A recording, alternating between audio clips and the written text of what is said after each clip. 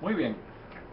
Luego de presentar los objetivos del curso, yo quiero hacer una aclaración muy preliminar sobre algo que vamos a desarrollar a lo largo del curso, ¿no? Y es el hecho de que la teoría literaria está muy vinculada con otras actividades, otras ramas de los estudios literarios, que son la crítica literaria y la historia literaria. En ese sentido, nosotros no podemos estudiar la teoría literaria de manera completamente autónoma o distanciada de esas otras zonas que componen los estudios literarios, ¿no? Y a mí me gusta siempre distinguir entre teoría crítica e historia de la literatura, pero siempre advirtiendo que entre esas tres zonas existen muchos vínculos o vasos comunicantes, como ustedes lo quieran llamar. A grandes rasgos, la teoría literaria es un tipo de reflexión sistemática que se lleva a cabo pensando en grandes conjuntos de texto, ¿no? En una especie de corpus, ¿no? Y lo que se busca por lo general son los rasgos caracterizadores de ese texto en tanto literatura, ¿no? Es decir, se buscan sus rasgos, se establece su carácter literario, pero siempre teniendo plena conciencia que esas características pueden variar, ¿no? Porque están marcadas por la historia, ¿no? La literatura no se puede estudiar de manera pues, completamente autónoma. La literatura siempre supone una evolución, un cambio, ¿no? Incluso la noción de lo literario, ¿verdad? También podemos decir que cambia, ¿no? Entonces la teoría literaria es un esfuerzo que viene desde la antigua Grecia con Aristóteles de sistematizar las características de la literatura y de buscar los rasgos que permiten entender a un mensaje verbal o un mensaje escrito como literatura, a diferencia de otro tipo de escritura u otro tipo de mensaje, ¿no? Entonces, muchísimas de las empresas que se llevan a cabo, ¿verdad? Y de las actividades que se llevan a cabo en el campo de la teoría literaria tienen que ver con el estudio de géneros literarios, no todas, ¿verdad? No es una casualidad que el primer texto, el texto fundador de la teoría literaria, sea un estudio muy sistemático de una modalidad, de un género, la tragedia, ¿no? Y eso es la poética de Aristóteles, ¿no?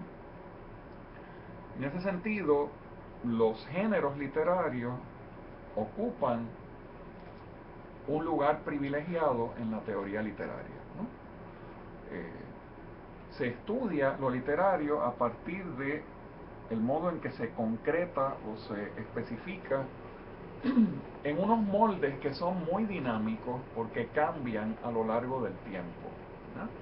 Cambian a lo largo del tiempo en parte porque vamos a ver que uno de los grandes desafíos que tiene la teoría literaria es su reconceptualización a partir de los cambios históricos, sociales y contextuales.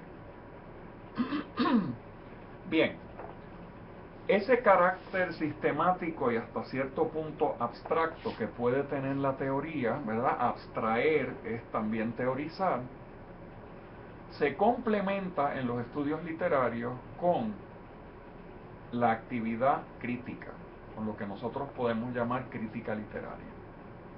La crítica literaria tiene varias funciones.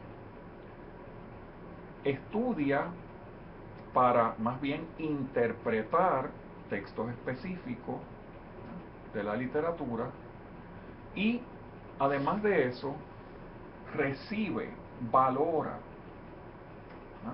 establece el lugar que ocupa un texto literario en una producción más amplia, como por ejemplo podría ser un periodo histórico, histórico literario, una literatura nacional, un género, ¿no? Entonces se fija por lo general en las distintas partes o aspectos que componen textos específicos. Ahí acude a la teoría literaria para buscar herramientas que permiten entonces llevar a cabo lecturas e interpretaciones de los textos literarios, ¿no? Y esas lecturas o interpretaciones tienen mucho que ver con eso que llamamos la crítica literaria. Muchísimos de los ejercicios que nosotros llevamos a cabo en lo que podríamos llamar los estudios literarios o la carrera de letras son precisamente ejercicios críticos, ¿no?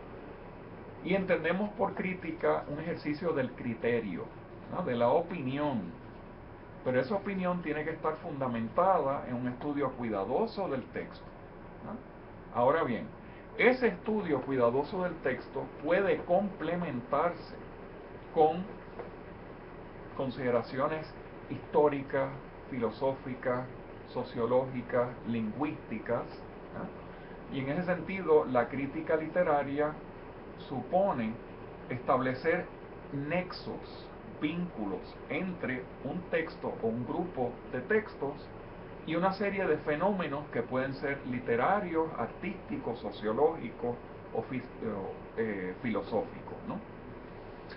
Bien, el tercer espacio o la tercera zona es la de la historia literaria, ¿no? Y la historia literaria aborda o estudia la literatura no para establecer por lo general un carácter sistemático, para abstraer los rasgos, no necesariamente para interpretar textos específicos, sino que estudia el cambio a lo largo del tiempo, ¿no? En la literatura, ¿no?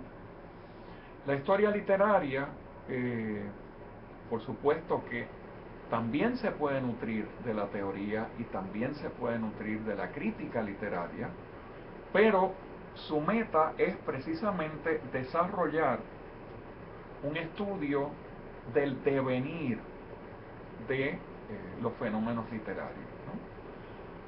Suele, por ejemplo, organizarse a partir de movimientos literarios, ¿no?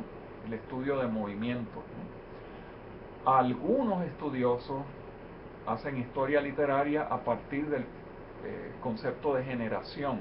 Es un concepto sumamente polémico, en parte útil, en parte no, ¿no? Y hay otro, por lo general, otro aspecto que utiliza mucho la historia literaria, que es la relación entre la tradición y la ruptura, ¿no? Es decir, en qué medida un texto se relaciona o se vincula con una serie de textos que lo han precedido y en qué medida rompe o se distancia de esos textos, ¿no? Así que teoría literaria, crítica literaria e historia literaria son las tres grandes zonas de los estudios literarios.